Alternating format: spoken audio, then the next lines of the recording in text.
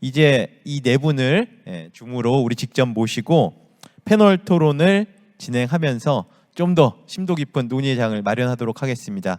우리 유튜브 통해서 많은 분들이 강연 들으셨을 것 같은데요. 네, 격려의 의견도 많이 주셨고요. 또 중간중간 몇 가지 질문도 달아주셨는데 우리 궁금한 거 있으면 질문해 주시면 제가 우리 디자이너분들, 학생분들, 시민분들을 대신해서 질문 드릴 수 있도록 하겠습니다. 네, 안녕하세요. 우리 이하은 교수님, 이타영 교수님, 김한준 교수님, 그리고 김지민 디자이너님 반갑습니다. 발표 잘 들었습니다. 네, 안녕하세요. 네, 안녕하세요. 네. 우리 시민분들께서도 댓글로 질문해 주실 것 같은데 일단은 그 댓글 살펴보기 이전에 몇 가지 좀 사전 질문을 좀 준비했습니다. 오늘 주제하고 관련된 내용이고요. 연사분들께 제가 어떤 분이 대답하실지 조금 이제 지목하면서 이제 질문 드리게 될 텐데요. 짧게 생각을 잘 이야기해 주시면 좋을 것 같습니다. 먼저 미래에 대한 이야기를 하고 있기 때문에 우리 디자인 영역이 어떻게 변화할지 굉장히 궁금한데 이렇게 이 디자인이 미래에 어떻게 확장되고 어떠한 모습으로 변화할지 굉장히 궁금해요. 우리 제일 마지막에 미래에 대한 스페큘레이티브 디자인의 관점에서 여러 가지 것들을 이야기해 주셨는데요. 우리 김지민 디자이너님 어떻게 생각하시나요? 네, 저는 일단 제가 앞서 전해드린 내용과 어느 정도 일맥상통하는 답변을 드릴 수 있을 것 같은데요. 저는 오늘날 사회 문제, 환경 문제들이 한층 더 심각해졌기 때문에 디자인이 더 나은 미래를 만들기 위해서 디자인의 그런 사회적 역할이 앞으로 더 중요해지지 않을까라고 생각하고 있습니다. 따라서 개인을 넘어서 공동체를 위한 디자인, 사람을 넘어서 환경을 위한 디자인이 더욱 중요해지지 않을까 이렇게 생각하는데요. 이와 같은 접근이 이제까지는 뭔가 하면 좋은 부차적인 디자인 사고로 여겨졌었다면 미래에는 디자이너들이 앞으로 꼭 고려해야만 하는 기본적인 디자인 사고가 되지 않을까? 저는 이렇게 생각하고요. 또한 기술로 인해서 디자인에 제가 앞서 말씀드렸다시피 디자인의 사회적 파급력이 한층 더 증대되었기 때문에 이에 대한 중요성이 더 커지지 않을까 이렇게 생각하고 있습니다. 저는 또 한 가지 더 말씀드리자면 협업이라는 것에 대한 중요성이 점점 더 디자인에서 커지지 않을까 하고 생각하고 있는데요. 기술의 복잡성이 더 커지고 있는 만큼 디자인 또한 다양한 분야의 전문가들과 협업해야 할 일들이 더 많아진 것 같고 따라서 무엇을 잘 만드는 사람이 디자이너로 정의되었던 시대가 뭔가 과거로 지나가고 있는 것 같고 세상이 더 복잡해졌기 때문에 문제들 자체가 더 복잡해진 만큼 그 안에서 디자이너가 이제 가치 있는 결과물을 생산하기 위해서는 다양한 의견들에 귀를 기울이고 그리고 이를 효과적으로 조율을 해나가는 중재자로서의 역할이 미래 디자인에서 더 커지지 않을까 하는 게 저의 생각입니다. 네, 감사합니다. 저도 학교에서 강의를 하고 여러 활동을 하면서 요즘에 온라인 협업 툴들이 다양하게 등장하고 있는데요. 줌도 있고요, 미로도 있고, 피그마도 있고 다양한 도구들. 근데 이러한 협업 도구를 제일 잘 쓰는 사람들이 또 디자이너인 것 같은 생각도 많이 듭니다. 다른 데서는 이런 온라인 협업 도구에 굉장히 적응도 못하고 있는데 저희는 이런 것들 가지고 작업을 실제로 하고 디자인하는 거 보면 아마도 협업에 있어서는 디자이너가 굉장히 메인의 중추적 역할을 할 것 같은 생각이 듭니다. 네, 사회에 대한 이야기도 해주셨는데요. 특히 우리 2022년이죠 이제 트렌드도 예측하시고 사회가 어떻게 변할지 많은 이야기들 해주신 우리 이하은 교수님 계신데요. 앞으로 디자인 영역이 미래에 어떻게 확장이 될지 조금 이야기 주실 수 있을까요? 네, 학생들하고도 항상 하는 얘기기도 하고 수업 시간에도 하고 많은 강연을 통해서도 늘 말씀드리고 있는데요. 진짜 분명하게 저 자신 있게 말씀드릴 수 있습니다. 앞으로 디자인은 모든 영역과 다 붙을 겁니다. 모든 영역에 디자인을 빼놓고는 이야기를 할 수 없을 만큼 그러니까 무언가를 스타일링 해내고 아니면 마지막에 뭔가를 비주얼라이제이션 해내고 하는 보조수단이 아니라 아예 시작부터 핵심 역량으로 위상이 강화될 것이라는 거는 너무나 말씀드릴 수 있는 주제의 사실인데요. 과거에는 UX 디자인이나 UI 디자인, 요즘에 헬스케어 디자인, 고객 경험 디자인 이런 말들 없었잖아요. 이 정도로 영역이 세분화되고 있고요. 모든 영역에서 디자인이 필요하기 때문입니다. 뭐 뿐만 아니라 디자인 띵킹이라는 말도 사실은 디자인보다 뭐 경영학이나 공학이나 이쪽에서 더 활발히 사용되고 있는 방법론이 되었잖아요. 이 디자인의 가치를 이미 모두가 다 알아버렸어요. 그런 미래에 모든 영역의 디자인이 필요할 것이다라고 생각이 되는데요. 뭐 이어서 말씀드릴 수 있는 게 예를 들면 디자이너가 어디까지라고 하면 아까 교수님들 이제 발표 주실 때 뭐 이타경 교수님도 말씀하셨고 김한정 교수님도 말씀하셨는데 예를 들면 아까 DIKW 말씀 주셨어요. 이타경 교수님께서. 그러니까 저 같은 경우도 디자인과 교수지만 데이터 비즈니스를 하고 있고 연구를 하고 있고 뭐 프로젝트를 하고 있고 하다라는 거죠. 예를 들면 아까 요리 저는 그거 그 전자레인지에 빗대어서 말씀해 주신 게 너무 재밌었거든요. 맞습니다. 그러니까 데이터 기술의 도메인이 있으신 교수님과 저와는 같이 협업이 필요한 거죠. 예, 그래서 말씀하셨지만 데이터를 인포메이션으로 바꾸고 그러니까 지금 날씨 어때? 그랬을 때 풍속이 얼만큼이고 풍향이 뭐 어디 웨스트고 뭐 습도가 몇 %야 이렇게 말해줄 수 있는 데이터를 누군가는 인포메이션으로 바꿔서 비올 확률 68%야 라고 얘기를 해줄 거고 거기서 한 단계 더 나아가서 비올 확률이 65% 이상이면 우산을 가지고 나가는 게 좋지. 그래? 그럼 그 우산을 더 가볍고 휴대하기 편하고 티 안 나게 가지고 다닐 수 있게 만들면 좋지 않을까? 라는 이 과정 전체 DIKW가 이게 이제 제가 데이터 비즈니스를 연구하는 거와 맥이 같다고 볼 수 있는 거죠. 디자이너가 데이터 하시는 교수님들 아니면 인공지능 하시는 교수님들과 함께 연구를 하면서 머리를 맞대고 더 좋은 세상을 만들어가는 데에 앞으로 모든 영역의 디자인은 붙게 될 것이다. 저는 그렇게 자신 있게 말씀드릴 수 있습니다. 네, 감사합니다. 네, 요즘 기술 중에 제일 뜨고 있는 게 인공지능이기도 하고 데이터 사이언스 뭐 이런 것들이 있는 것 같아요. 우리 이타영 교수님께 질문을 좀 드리겠는데요. 네, 이렇게 인공지능과 디자인에 대해서 이제 좀 여러 가지 이야기 해주셨는데 그럼에도 불구하고 한 번 더 조금 질문을 드리면 인공지능과 디자인이 어떤 관계인지 조금 이야기해 주실 수 있으면 이야기해 주시고요. 또 하나가 유튜브에서 또 질문 동시에 하신 게 있으세요. 아까 이하은 교수님이 멀미 예를 들어 주셨는데 왜 자율주행 자동차는 멀미를 하는가? 아마도 이하은 교수님이 답변해 주실 수도 있지만 이태경 교수님께서 답변해 주시는 게 제일 적합할 것 같아서 두 가지 질문 동시에 드리겠습니다. 제가 자율주행 자동차에서 사람들이 멀미를 한다는 거를 제가 잘 모르고 있어가지고요. 근데 왜 그런지 좀 상상을 해야 될 것 같은데 혹시 컨트롤이 모자라서 그러는 게 아닌가? 그러니까 또 운전을 할 때 운전자는 멀미를 잘 안 하는데 옆에 타고 있거나 뒤에 타고 있는 사람들은 더 멀미를 자주 하잖아요. 그런 식으로 뭔가 feeling of control이 이제 모자르면은 사람들이 거기에 대해서 좀 다른 느낌을 갖는 게 아닌가 그런 생각도 상상을 해봅니다. 근데 정확히 어떤 현상인지 잘 모르겠네요.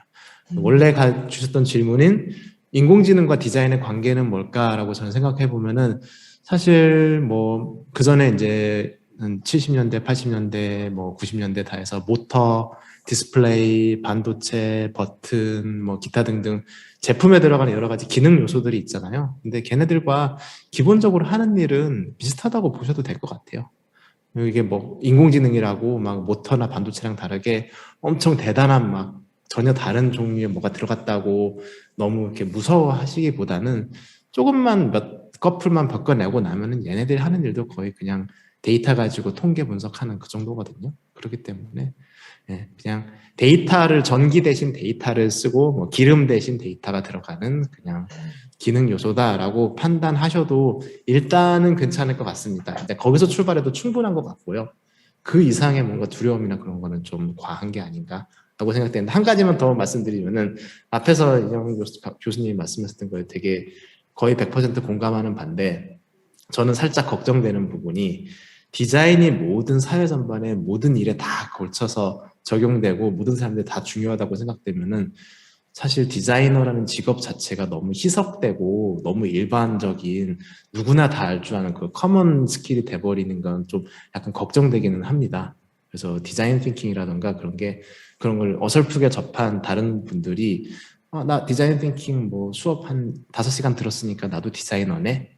디자인은 누구 특별한 사람들이 하는 게 아니네? 라고 생각하는 것 자체가 좀 오해이기도 하고 그러니까 이제 이게 디자인 자체가 널리 쓰이는 만큼 그만큼 저희는 또 새로운 문제를 찾고 이제 김지은 그 연사분께서 말씀하셨던 것처럼 아직 풀리지 않은 어려운 문제도 정말 무궁무진하거든요.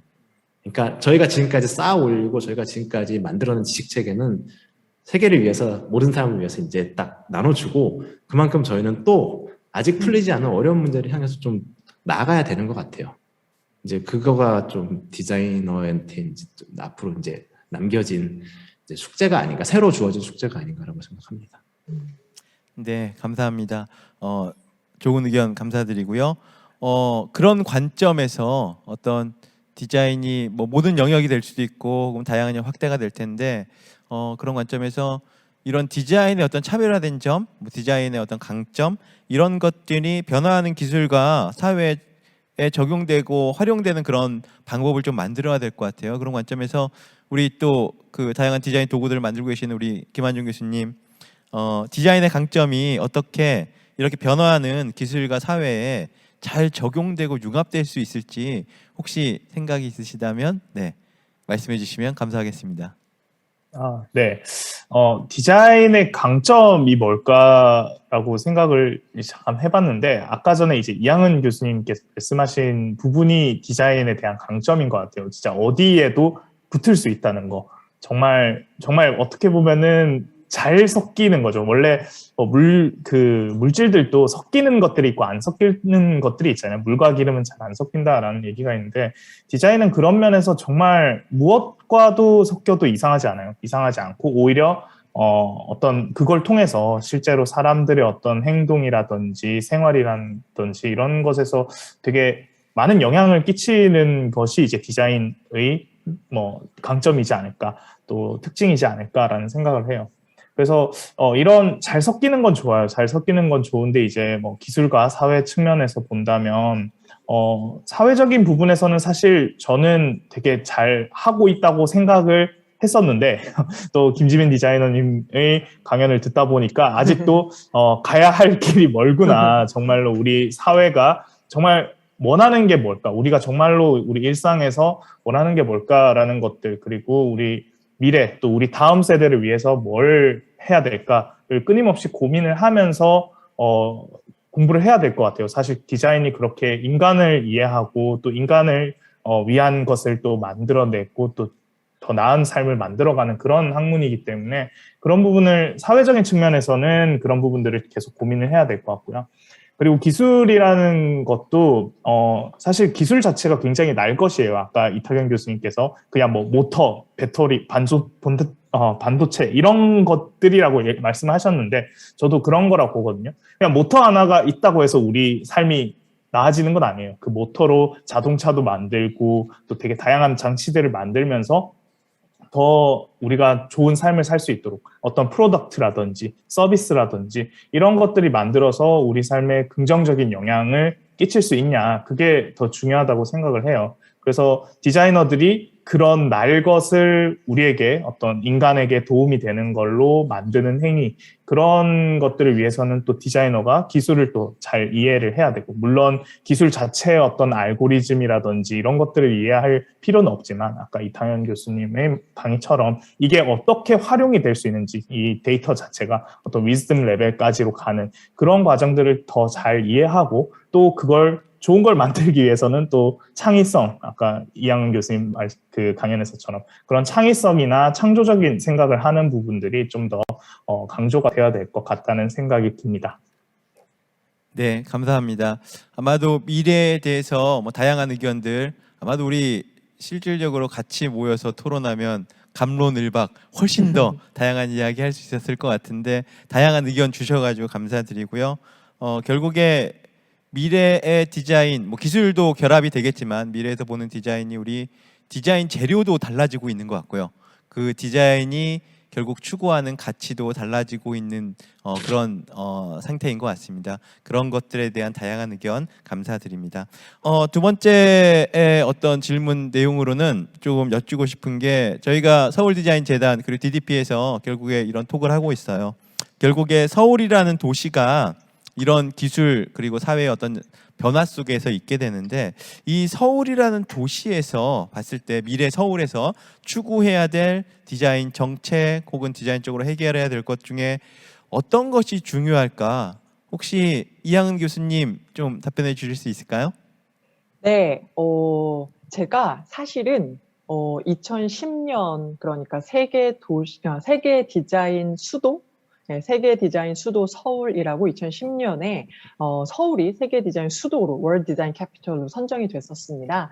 당시에 서울을 디자인 서울로 만드는 일을 했었습니다. 그래서 사실은 당시 지금 이제 행사가 진행되고 있는 DDP 그것이 만들어질 것이다라는 것을 전 세계에 다니면서 알리고 다녔었고, 거기에 어떤 기능을 해야 될 것인가부터 시작해서 사실은 그러니까 서울이라는 도시의 디자인 자산에 대해서 상당히 많은 연구를 했었습니다. 뭐 제가 말씀드리지 않아도 이미 서울시에 있는 디자인 자산들 상당히 많이 있고요. 중요한 거는 이제 그런 것들은 이미 너무너무 잘 하고 있고, 계속해서 잘 하고 계실 거라고 생각이 되는데, 여기에 답을 드리자면 저는 한마디의 단어로 이제 포용의 도시가 되기 위한 밸런스를 잃지 말라는 말씀을 꼭 드리고 싶습니다. 이 포용이라는 말, 그러니까 제가 오늘 디지털 전환, DX에 대해서 말씀드렸잖아요. 디지털 트랜스포메이션. 그래서 아까 막 스마트 시티도 말씀드리고, 실제로 뭐 그거보다 더 작은 사례들도 되게 많죠. 실제로 뭐 1인 가구 여성을 위한 방범 시스템이나 이런 것들의 기술이 들어가면 얼마나 좋아지는지 상당히 많은데요. 사실은 이 모든 게 그것이 굉장히 친숙한 세대에게만 가능한 기술들입니다. 즉, 디지털 디바이드라고 하잖아요. 디지털 기술의 사각지대에 놓여 있는 수많은 시민분들을 보살필 수 있는, 그분들을 두루 살필 수 있는 공공 디자인, 그런 것과 동시에 투트랙으로 진행이 되어야 이것이 진정한 포용의 도시가 될 수 있는 밸런스를 갖춘 도시로 디자인 정책이 빛을 발할 수 있을 것이다. 그래서 그 부분을 꼭 2번 더 강조해도 지나지 않다라고 말씀드리고 싶습니다. 네, 감사합니다. 포용적 디자인 이야기하니까 윤지버설 디자인도 떠오르고요. 아까 우리 김지민 디자이너님이 이야기했던 인클루시브 디자인 혹은 사회적 가치가 떠오르네요. 네. 궁금한 게 그런 어떤 미래의 기술과 디자인의 접점에서 결국에 소외되는 분들도 생기고 많은 사회적 약자, 뭐 디지털 정보 약자들도 생겨날 것 같은데 뭐 아마존에서 혹은 경험하시는 것들을 뭐 생각 중에서 이러한 어떤 소외되는 그런 문제를 해결할 수 있는 직접적인 방법이나 디자인 쪽에서 조금 중점을 둬야 될 게 뭐가 있을까요? 네, 이 부분에 대해서는 정말 얘기가 길어질 수도 있을 것 같은데 크게 말씀드리자면 저는 인식 면에서 그리고 프로세스 면에서 양쪽으로 모두 변화가 필요하지 않을까 하고 생각합니다. 우선 인식 면에서 생각해 보면 소외되기 쉬운 특정 사람들을 고려하는 것을 뭐 단순한 요구사항 이런 걸로 여기기보다는 디자이너가 꼭 해야 하는 뭐 사회적 소명 혹은 오히려 재미있는 디자인 과제 디자이너들이 스스로 인식하다 보면은 자발적으로 이를 디자인 과정에서 이렇게 녹일 수 있지 않을까 이렇게 생각하는데요. 예를 들어 디자인이라는 것 자체가 어떻게 보면 제한적인 그런 상황이 있을 때 오히려 창의적인 솔루션이 나오는 경우가 많잖아요.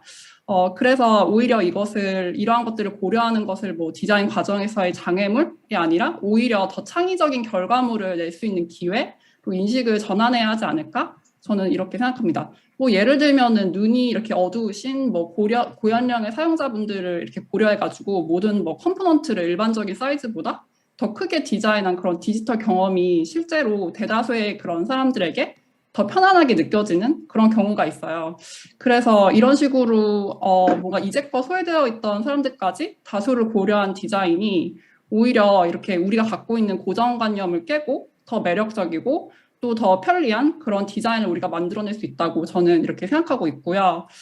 그래서 이게 더 많은 사람들을 고려하는 게 비즈니스나 뭐 그 외 디자인을 생산하는 조직 자체에게도 이로운 일이라고 이렇게 인지를 하다 보면 우리가 오히려 더 적극적으로 이를 실제 행동으로 옮길 수 있지 않을까 하고 생각하고요. 또 두 번째로 프로세스 면에서는 저는 이제 참여적인 디자인이 굉장히 중요할 것 같다고 이렇게 생각합니다. 예를 들어서 이렇게 누구누구를 위한 디자인 이런 게 아니라 누구누구와 함께하는 디자인을 만들기 위해서 다양한 사람들을 디자인 프로세스에 초기부터 참여시키는 게 좋을 것이라고 저는 생각하고 왜냐하면 이게 당사자분들의 직접적인 관여가 없으면 이게 그분들을 위해서 얼마나 쓸모 있는 경험을 제공할 수 있는지 이게 판단이 굉장히 어렵기 때문인데요. 그래서 이제 앞으로 디자인 프로세스에서는 뭐 언제, 어떻게, 어떠한 이렇게 분들을 참여시킬지에 대한 고민이 더 많이 필요하지 않을까? 이렇게 생각을 하고 뭐 디자인 조직 같은 그런 측면에서는 이러한 게 이제 다양한 사람들을 디자이너로서, 구성원으로서 채용하는 게 어떻게 보면 굉장히 효과적인 방법이 될 수 있다고 저는 생각하고요. 그리고 뭐 구체적으로 말씀드리자면 뭐 디자인 원칙 같은 거를 세워가지고 모두를 위한 디자인을 이에 포함시키는 것도 저는 굉장히 효과적인 첫걸음이라고 생각을 합니다. 그리고 좀 더 구체적으로는 뭐 그 구체적인 체크리스트 같은 거를 만들어서 실제로 디자인된 결과물이 소외된 사람들을 포함해서 모두를 위해 디자인되었는지 결과물을 이제 검토할 때 쓸 수 있는 그런 수단으로 쓰면은 실질적으로 이런 도움이 될 수 있을 것 같아요. 뭐 예를 들면 누가 디자인 수혜자로서 고려 대상에서 빠졌을까? 뭐 일반 시민을 대상으로 한 일러스트레이션에서 다양한 나이의 사람들이 뭐 아니면 성별의 사람들이 작업에 등장하고 있는가? 아니면 뭐 특정한 사람들이 더 자주 등장하고 있는 것은 아닌가? 뭐 이런 것들을 질문에 이렇게 체크리스트로서 포함시키면 디자인 결과물을 검토할 때 다수를 위한 디자인을 위해서 더 효과적으로 할 수 있지 않을까. 네, 얘기가 길어졌는데 제 답변은 여기까지입니다. 네, 아마도 서울시에서 앞으로 디자인 정책을 추구하고 할 때 지금 말씀하신 것처럼 사회적 약자 혹은 인클루시브 디자인 뭐 이런 여러 가지 것들 모두를 위한 디자인들이 정책에 강하게 드라이브 걸릴 수 있도록 해야 될 것이라고 생각이 들고요. 또 한 가지 말씀하신 게 참여적 디자인 관련해 가지고 말씀하셨는데 시민과 우리 결국은 디자인의 어떤 최종적인 수요자가 같이 함께 참여하고 만들어 나갈 수 있는 그런 시스템 아마도 이제 디자인 거버넌스와 관련된 것 같은 생각이 많이 들고 그런 부분이 앞으로 더 주목해야 될 것이라고 생각이 듭니다. 너무 좋은 의견 감사하고요. 그런 차원에서 우리가 날마다 이제 수요자만 보는데 제가 제일 많이 듣는 질문 중에 뭐 미래 기술 이야기하고 디자인의 미래 이야기하다 보면 그러면 전통적 디자인은 어떻게 해야 될 것인가 이런 질문을 되게 많이 받아요. 그러니까 전통적 디자인은 그러면 앞으로 없어지는 건가? 아니면 우리는 뭐 해야 되나? 그러니까 실제로는 그 가치가 굉장히 높고 한 것들 알고 있지만 이런 것들이 어떻게 결합돼야 될까 굉장히 고민스러운데 아까 뭐 창의성 이야기도 하시고 디자이너 관점에서 많은 생각을 해주신 우리 김한정 교수님, 네 이러한 미래 기술과 기존의 전통적 디자인이 어떻게 연계를 가지고 더 발전적인 모습을 가질 수 있을까요? 네. 네, 이 부분이 굉장히 어떻게 보면은 뭐 뜨거운 감자 같은 이야기일 수도 있는데 아까 이탁연 교수님 강연에서 좀 많은 얘기를 하셨던 것 같아요. 뭔가 단순 작업이라든지 뭐 반복적인 작업 그리고 수치로 해결되는 부분들은 사실 기술이 발전되면 이게 대체가 될 가능성이 굉장히 높은 지구군이라고 생각이 들어요. 근데 지금 전통적인 산업 같은 경우에 이제 디자인 현업에서는 그런 작업들을 하는 디자이너들이 아직도 굉장히 많이 있단 말이에요.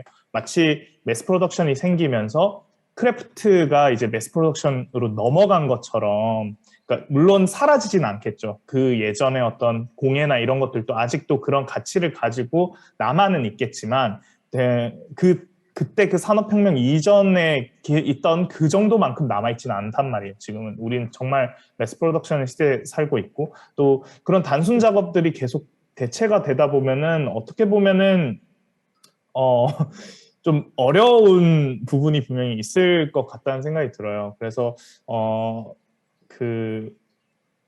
뭔가 살 길을 찾아야 되지 않나, 살 길을 좀 찾아야 되지 않나라고 생각하는데 저는 사실 디자인이 그래서 그런 단순 작업을 하는 디자인을 좀 학생들에게 가르칠 때도 조금 지양을 하는 편이에요. 너희들 이것만 하려고 하면 나중에 이게 너 직업이 없어질 수도 있다, 막 이렇게 농담처럼 얘기를 하기도 하는데 계속 바뀌어야 돼요. 뭔가 디자이너들의 먹거리를 찾으려고 하는 움직임이 있어야 되는데 사실 저는 학교에 있어서 오히려 더 둔감한 편인 것 같고요. 오히려 현업에 계신 분들이 그런 부분에 대해서는 굉장히 예민하고 오히려 빨리 움직이시더라고요. 그래서 기술이 어떤 것이 있고 이거를 어떤 뭔가 기술이 완성이 되면 이거의 베리에이션들이나 프로덕트를 만들기 위해서 그쪽으로 디자이너들을 계속 투입을 시켜요. 새로운 프로덕트를 만들기 위해서. 그래서 그런 오히려 더 좋은 방향이라고 생각해요. 제가 생각하는 어떤 디자인이 엔비전하는 것이니까 뭔가 미래의 새로운 서비스나 새로운 프로덕트를 위해서 단순 작업만 하던 디자이너들을 계속 생각을 할 수 있게 만들고 사고를 할 수 있게 만들고 그런 미래를 그릴 수 있게 하는 방향으로 계속해서 뭔가 전환을 하는 그런 과도기가 좀 필요하지 않나 하는 생각이 듭니다. 네, 감사합니다. 아마도 그 변화하는 환경 속에서 뭐 새로운 기술이 등장하고 저희 디자인 재료도 달라지고 하고 있기 때문에 저희 디자이너가 이제 변화해야 되는 측면도 있고, 어떻게 보면 이런 것들이 또 하나의 뭐 위기가 기회라는 말처럼 실제로 미래 디자이너가 할 것들이 워낙 많아지기 때문에 이런 부분에 또 새로운 기회를 만들 수 있는 디자이너의 창의성과 미래를 시뮬레이션하는 그런 능력들, 아까 인비저닝 이야기하셨던 것처럼 이런 것들을 잘 활용한다면 디자이너한테 새로운 길들이 많이 생겨날 것이라고 생각합니다. 동시에 저는 뭐 덧붙이자면 기존에 했던 그런 디자인도 마치 예술 작품이 그 가치를 인정받는 것처럼 아마도 조금 더 가치를 높일 수 있는 그런 방법의 또 새로운 전환도 아마 이루어질 것이라고 예측을 합니다. 지금 김한종 교수님 얘기해 주셨는데 결국에 그러다 보면은 결국 우리 젊은 디자이너로 이어질 것 같아요. 지금 뭐 교육도 많이 하고 계시고 이러한 어떤 젊은 디자이너들, 영 디자이너라고 말하는 분들 교육을 할 때 과거와 다르게 우리 이태현 교수님이 과거에 이제 바우하우스부터 이야기해 주신 부분도 이제 기억이 나는데, 과연 디자인 교육에 있어서 어떤 부분이 가장 저희가 조금 더 집중을 하고 어떤 부분이 더 중요해질지 이런 것들에 대한 이야기를 좀 듣고 싶은데, 우리 이양은 교수님, 혹시 여기에 대해 생각 있으시면 좀 말씀해 주십시오. 네, 생각 너무 많습니다. 너무 많은데 간단하게 말씀을 드리면 첫 번째로는 저희 왜 엔터프리너십이라는 말 하잖아요. 이게 이제 보통 이제 창업 수업할 때 기업가 정신을 가져야 된다라고 하면서 이제 엔터프리너십이라는 말을 쓰는데, 저는 이 디자이너들이 이 엔터프리너십을 반드시 가져야 된다, 길러야 한다, 그것을 가르쳐야 한다라고 생각이 됩니다. 여러 가지 의미에서 그런데요. 이제 기업가 정신이라는 것은 이 사회의 기업가가 됨으로써 그 기업가 DNA를 가지고 이 사회에 공헌할 수 있어야 하고, 그 다음에 뭐 돈을 버는 모델 역시도 이 사회와 함께 일원이 되어야 하고, 이런 것들을 아는 것도 물론 중요하지만 사실 저는 기업가의 가장 중요한 그 능력이자 중요한 속성 중에 하나가 바로 생존 능력이라고 생각이 되거든요. 그러니까 어떠한 위기나 어떠한 변화나 이런 것에서 재빠르게 피보팅할 수 있고 살아남을 수 있으려면 그 생존 능력을 기르는데 저는 엔터프리너십을 기르는 것, 그것이 굉장히 중요하고, 이어서 말씀드릴 수 있는 것이 저는 앞으로는 디자이너들, 영 디자이너들 교육에 있어서 이 태세 전환을 정말 빠르게 할 수 있도록 교육하는 것이 상당히 중요하다고 생각을 하거든요.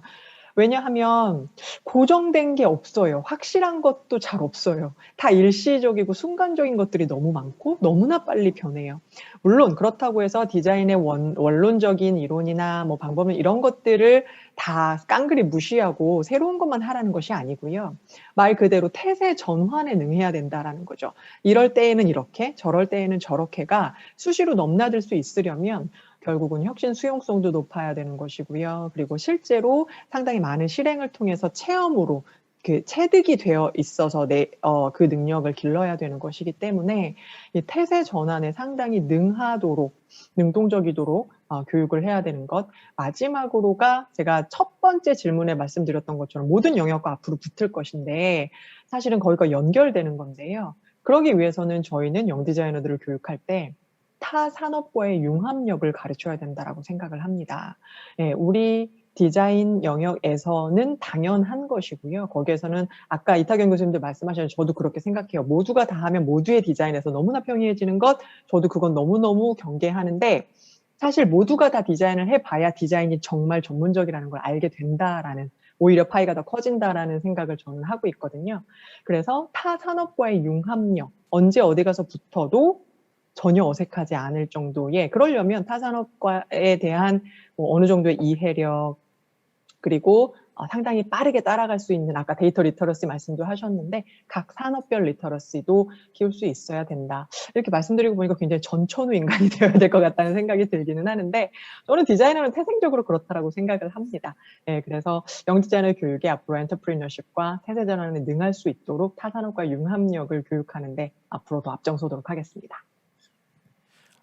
산업의 이야기도 한번 듣고 싶습니다. 아마 지금 방송을 보고 있는 많은 친구들이 또 우리 김진민 디자이너님을 또 하나의 멘토로서 생각하면서 나도 저런 영역에서 하고 싶은데 라는 생각도 많이 할 것 같고 어떻게 할 수 있지 이런 생각들을 많이 할 것 같아요. 그런 측면에서 지금 앞으로 이런 친구들이 미래 디자이너로서 커갈 수 있게 하는 그런 어떤 역량, 기술, 산업에서 보는 관점 조금 이야기해 주시면 좋을 것 같습니다. 네, 저는 크게 두 가지가 필요하지 않을까 하고 생각하는데요. 한 가지는 자신의 강점을 일찍이 파악해서 이를 살리는 것, 그리고 또 하나는 오픈마인드. 어떻게 보면 이양은 교수님께서 말씀해 주신 태세 전환 능력이랑 오픈마인드는 조금 비슷하지 않을까 하고 생각하는데 어떻게 보면 이 두 가지가 굉장히 당연한 말같이 들릴 수 있지만 저는 오늘날 같이 오히려 모든 것이 너무 빠르게 바뀌고 있는 시대에 이 두 가지가 굉장히 중요하다고 생각하고 있습니다. 첫 번째인 강점 살리기는 먼저 나를 객관적으로 평가할 수 있는 능력, 그리고 그로부터 나의 강점이 무엇인지를 객관적으로 파악해서 이를 계속해서 발전해 나가는 능력, 저는 이 모두를 의미한다고 생각하는데요. 앞서 많이 얘기가 됐듯이 기술이나 트렌드가 계속해서 변화하기 때문에 저의 개인적인 생각으로는 이 트렌드를 나의 중심에 놓게 되면 미래 사회에서 오히려 디자이너로서의 경쟁력 유지가 어려워지지 않을까 이렇게 생각을 하고요. 그래서 오히려 내가 정말로 좋아하고 잘하는 게 무엇인지 객관적으로 파악해서 이를 중심으로 나의 무기를 만들고 그 다음에 이제 다양한 관점을 디자인에 반영하려는 뭔가 그러한 노력이 필요하지 않을까 저는 이렇게 생각하고요. 그리고 디자인 조직의 입장에서도 어떻게 보면 남과는 차별되는 나만의 색깔, 나만의 관점을 가진 사람들을 점점 더 중요하게 여기고 있는 것 같아요. 그래서 뭔가 너무 트렌드에 휩쓸리기보다는 나만의 중심을 갖고 오히려 강점을 강조하는 게 또 좋은 전략이 되지 않을까 이렇게 생각하고요. 또 하나 이제 두 번째는 오픈 마인드인데요. 이제 이양은 교수님이 말씀하신 태세 전환 능력 이거와 이제 비슷할 수 있는데 다른 분야와 협업하는 것을 두려워하지 않고 이를 통해서 나 자신을 계속해서 배우고 그리고 또 성장시키려는 그런 자세인 것 같아요. 그래서 앞서 말씀드렸듯이 기술 발전 등으로 인해서 모든 것이 지금 너무나 빠르게 바뀌고 있기 때문에 오늘날 이제 한 사람이 모든 분야를 섭렵하는 것은 저는 불가능하다고 생각합니다. 그래서 디자이너는 다른 분야의 디자이너들 혹은 다른 전문가들과 계속해서 이제 함께 일해야 하고 또 효과적으로 협업할 수 있는 능력. 앞서 많이 이미 나온 얘기지만 그리고 다른 목소리를 들을 줄 알고 이를 통해서 디자인을 발전시킬 수 있는 능력. 이러한 것들이 점점 더 중요해지지 않을까 이렇게 생각하고요. 또 디자인 이제 리더로서는 다양한 디자인 구성원들이 목소리를 낼 수 있도록 조직 내에서 열린 분위기를 형성하고 또 이와 관련해서 제도적인 개선 지원을 할 수 있는 사람이 점점 더 가치를 빛내지 않을까. 저는 이렇게 생각합니다. 그래서 이제 디자인의 결과물 자체가 어떻게 보면 이제 엔드 프로덕트, 무엇을 생산해서 어느 시점에 끝낼 수 있는 대상이 이제 아니기 때문에 계속해서 진화하는 대상이 디자인이 될 것이기 때문에 미래의 디자인을 하는 디자이너 역시 계속해서 배우고 새로운 인풋을 계속해서 수용할 줄 알고 이러한 능력이 정말 중요해지지 않을까 저는 이렇게 생각합니다. 네, 감사합니다. 네, 마지막 질문이 될 것 같은데요. 기술, 미래 끊임없이 변화하고 있죠. 이렇게 어떻게 보면 또 기술이 굉장히 쉬워지기 때문에 어떤 측면에서 기술과 디자인의 경계가 모호해지기도 하고 이런 상황에서 디자인 역할이 변화하고 있는데요. 우리 그 현장에서 직접 많은 프로젝트를 하셨던 우리 이타경 교수님, 네, 이렇게 기술과 디자인 경계가 모호해지는 이 시대에 과연 미래 디자이너의 생존 전략 무엇이 돼야 될지 짧게 이야기하자면 어떤 게 있을까요? 디자인계에서 미래가 보장된 직업이나 기술은 없다고 생각을 합니다. 앞에서 말씀하셨듯이 특정 기술이나 유행하는 트렌드나 도메인보다는 좀 더 상위 레벨에서 추상적인 레벨에서 나는 어떤 디자이너인가, 나는 어떤 가치를 추구하는가 그런 주관적인 관점을 가지고 도메인, 기술, 트렌드 같은 거는 유연하게 흐름에 맞춰서 따라갈 수 그런 급변하는 상황에서 자기 중심을 잃지 않는 게 제일 중요한 게 아닌가 생각하고요. 그 와중에 이제 또 시니어 디자이너, 교육이나 산업계 시니어 디자이너들은 이제 또 이렇게 급변하는 게 영원히 가지는 않을 거니까요. 새로운 시대에 맞는 패턴을 또 찾아야죠. 그러면 또 이제 과거처럼 또 좀 더 안정화되고 어떤 기술이나 어떤 테크닉을 익히면은 좀 더 안정적인 일을 할 수 있는 그런 상황이 갖춰질 테니까 이제 그때까지는 열심히 노력을 하고 탐구해야 되지 않을까 싶습니다. 네.